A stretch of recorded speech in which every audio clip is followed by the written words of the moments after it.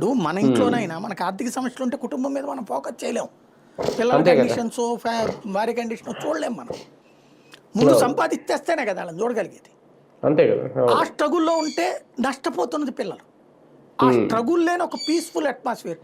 నెల అయ్యేటప్పటికి 30వ తారీఖు నెల, అదే 1వ తారీఖు నెల కదా, 30వ తారీఖు కల్లా వాళ్ళ హాస్టల్లో బియ్యము, పప్పులు, ఉప్పులు ఉండాలా.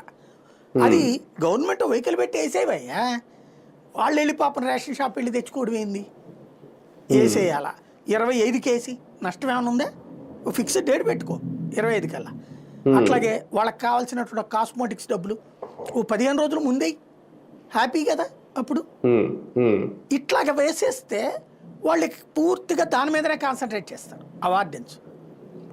వాళ్ళు చేయకపోవడం వల్ల వీళ్ళ ఇళ్ల స్ట్రగుల్ వీళ్ళ ఆహారం మీద ఉంటుంది, వీళ్ళ జీవన విధానం మీద ఉంటుంది, వీళ్ళ బ్రతుకు తెరువు మీద ఉంటుంది. బలహీనతలు అయ్యే అవుతాయి.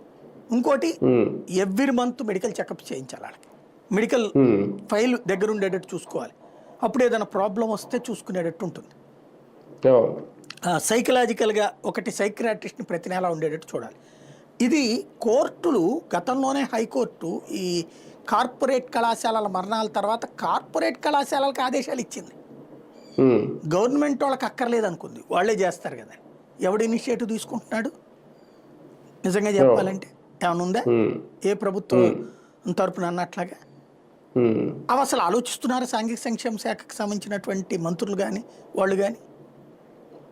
25వ తారీఖు కల్లా సామాను ఉండాలా, ప్రతి నెల 10వ తారీఖు